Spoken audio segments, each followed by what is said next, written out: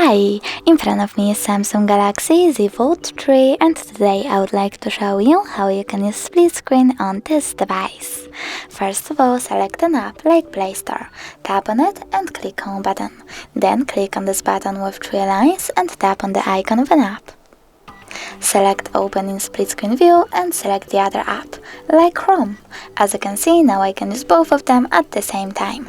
If you wish to go back from this mode, drag one of your apps to the side and tap Home button. Thanks so much for watching. If you enjoyed this video, leave a like, comment and definitely subscribe. Bye!